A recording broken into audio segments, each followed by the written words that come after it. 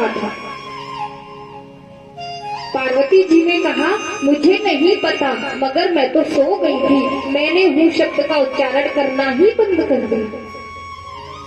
भगवान शिव को क्रोध आया, इधर उधर देखा, जैसे ही देखा तो पक्षी उड़ने लगा, क्योंकि पक्षी ने सोचा अब क्रोध आएगा तो भगवान शिव मुझे मार देंगे। तो पक्षी उड़ने लगा तो भगवान शिव को पक्षी दिखाई दिया और त्रिशूल लेकर पक्षी के पीछे दौड़ने लगा।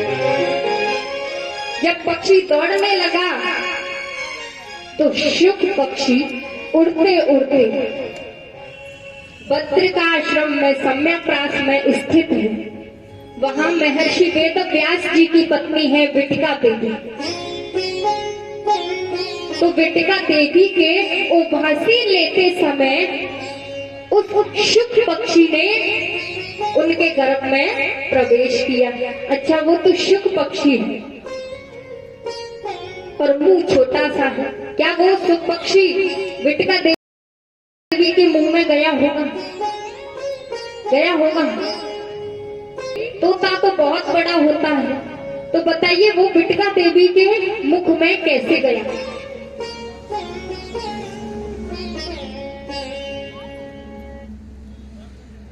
वो विटिका देवी के मुख में तोता नहीं गया था, क्योंकि जब भगवान शिव को क्रोध आया ना तो भगवान शिव ने शाप दे दिया तोते को कि तेरा ये शरीर नहीं रहेगा, तू इस शरीर में अब नहीं रहेगा। तो उस शराप के कारण ही तोते ने अपना वो शरीर तुरंत ही त्याग दिया और तोते की प्राण वायु विटिका देवी के गर्भ में प्रवेश कर गई। तोते ने प्रवेश नहीं किया था, केवल प्राण वायु ही विटिका देवी के गर्भ में थी। जब उस शुक पक्षी की प्राण वायु विटिका देवी के गर्भ में थी तो भगवान शिव ने इधर उधर देखा। जब तोते को कहीं नहीं पाया तो भगवान शिव वापस लौटकर चले गए और श्राप दिया कि जो भी श्रीमद् भागवत कथा को सुनेगा वो अमर नहीं रहेगा।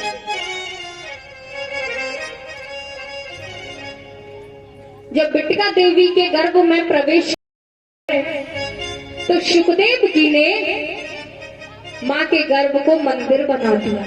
12 वर्षों तक सुखदेव जी ने माँ के ही गर्भ में प्रवेश किया।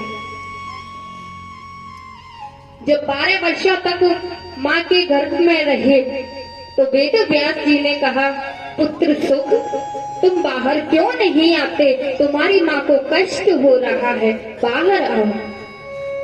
सुखदेव जी ने कहा, पिताजी मैं बाहर नहीं आ सकता। बोले क्यों नहीं आ सकते? यदि मैं बाहर आया तो संसार की माया मुझे घेर लेती। तो वेद व्यास जी कहने लगे, मैं तुम्हें वचन देता हूँ तो मैं संसार की माया नहीं घेरेगी। तो सुखदेव जी ने कहा, पिताजी आप तो स्वयं माया में घिरे हुए हैं, तो मैं आपकी बात कैसे मान लूं? तो वेद व्यास जी ने कहा, फिर आप कैसे बाहर आओगे? बोले स्वयं मायापति आकर मुझे कह दें तो मैं बाहर आ जाऊंगा।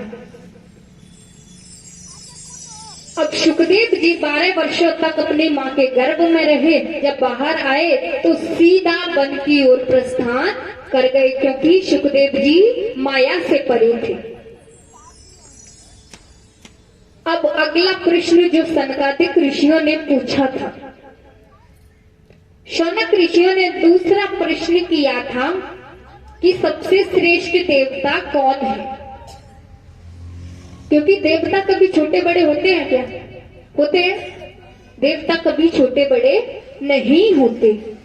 तो सूत जी कहने लगे, कोई भी देवता छोटा या बड़ा नहीं होता है, क्योंकि निंदा कभी किसी की मत करो, निष्ठा केवल एक में रखो। कभी भी किसी देवता की निंदा नहीं करनी है। यथा तरोर मूलम, जिस प्रकार वृक्ष में अनेक डालियां होती हैं ना, ध्यान से सुनना, जिस प्रकार वृक्ष में अनेक डालियां हैं, अरबों पत्ते हैं, करोड़ों फूल हैं, लाखों फल होते हैं, लेकिन जड़ तो सबकी एक ही है ना। फल फूल पेड़ पत्ते आदि जो भी है सबकी एक ही जड़ है। उसी प्रकार ईश्वर एक ही है, लेकिन भक्त जिस रूप में भगवान को मानते हैं, भगवान को देखना चाहते हैं, भगवान उसी रूप में भक्त को दिखाई देते हैं। ईश्वर एक है, लेकिन हमारे अनुसार जिस रूप में हम भगवान को मानते हैं, भगवान उसी रूप में हमको दर्शन देते हैं। अब तीसरा प्रश्न किया था, भगवान अजन्मे हैं तो जन्म कैसे लेते हैं? भगवान का कभी जन्म होता है क्या? तो सूत जी कहने लगे प्रभु का जन्म नहीं होता, प्रभु का अवतार होता है।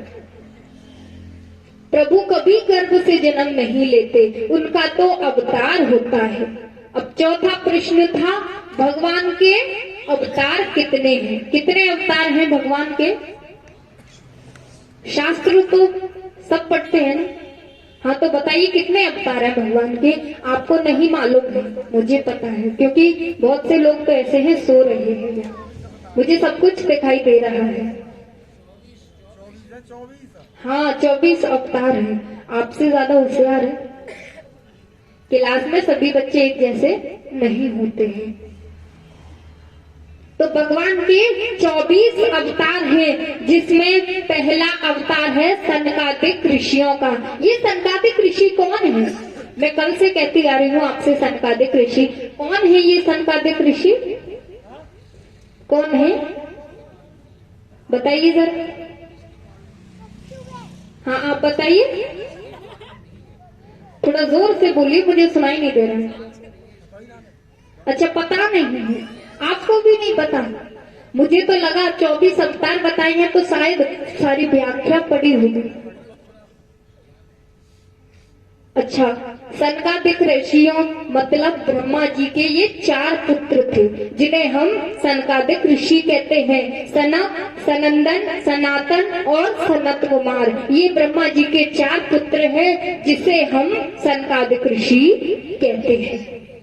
तो ये भगवान का प्रथम अवतार है। दूसरा अवतार है वाराह अवतार। तीसरा अवतार है नारद जी का। चौथा अवतार है नर नारायण का। पांचवा कपिल भगवान का। छठवां है दत्तात्रेय जी का। सातवां अवतार यज्ञ भगवान का। आठवां अवतार ऋषभ देव जी का। और 9वां अवतार है पृथु जी का। 10वां अवतार है मत्स्य अवतार, मछली का। 11वां अवतार है कच्छप अवतार। 12वां है धन्वंतर अवतार। 13वां है मोहिनी अवतार। 14वां है नरसिंह अवतार। 15वां है वामन अवतार। 16वां अवतार है भगवान का परशुराम जी का। 17वां व्यास जी का। 18वां अवतार है राम अवतार। 19वां है बलराम जी का। 20वां है कृष्ण जी का। 21वां हरि अवतार। 22वां हंस अवतार। 23वां बुद्ध अवतार। 24वां अवतार है कलिक अवतार, जो अभी हुआ नहीं है। परमात्मा के 23 अवतार हो चुके हैं। शायद मुझे ऐसा लगता है ये जानते हैं। हाँ, मुझे जरा बताइए 24वां अवतार कहाँ होने वाला है? कहाँ होने वाला है 24वां अवतार? संभल गांव में। हाँ, 24वां अवतार मुरादाबाद के पास संभल नाम के एक गांव में श्री विष्णु यश नाम के ब्राह्मण के घर भगवान फरसा लेकर कलिक के नाम से विख्यात होंगे।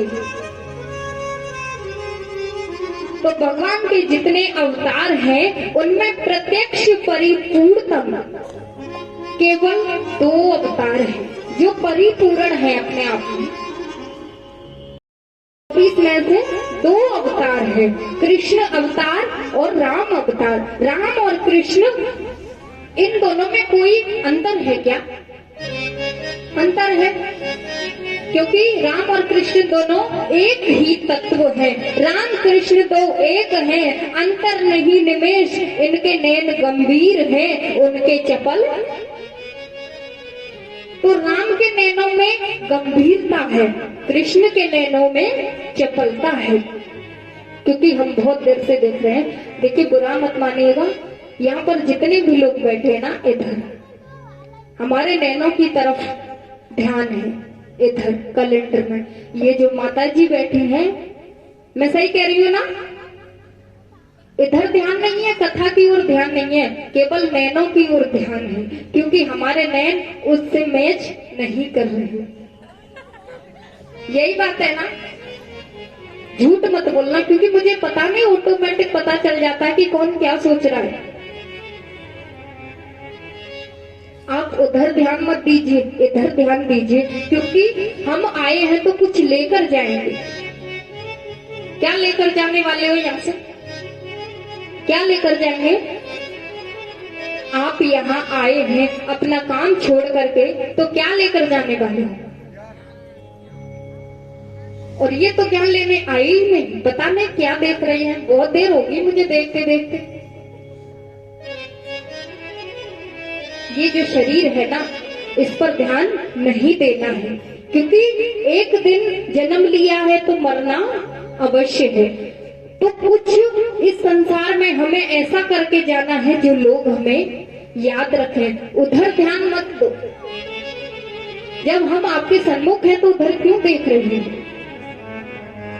जब हम चले जाएं, ये भी साथ में ले जाएंगे, फिर क्या देखेंगे? आप आए हुए ही नहीं। तो आए हैं तो हमें ज्ञान लेकर जाना है, अच्छी बातें धारण करनी है। शायद मुझे ऐसा लगता है आपको मेरी बातें अच्छी नहीं लग रही। अच्छी नहीं लग रही हमारी बातें? तो ध्यान से सुनिए। है व्यर्थ की बातें, देखो हमने अभी बताया था, व्यर्थ की बातें कथा में कभी नहीं बोलनी चाहिए। अपने मन को एकाग्र करके कथा सुननी चाहिए। तो राम के नैनों में गंभीरता है, कृष्ण के नैनों में चपलता। राम मर्यादा पुरुषोत्तम है और मेरे कृष्ण लीला पुरुषोत्तम है, जिन्होंने अनेक लीलाएं रची हैं। अब पांचवा प्रश्न क्या किया था? ऋषियों ने सूत जी से क्या बोला था? पांचवा प्रश्न बताइए जरा। यदि आप ध्यान से सुन रहे हैं तो बताइए ना। ये 6 प्रश्न तो मैंने आपको पहले ही बता दिए थे। कौन सा है वो पांचवा प्रश्न? पांचवा प्रश्न है, शास्त्रों का सार क्या है? शास्त्रों का सार क्या है?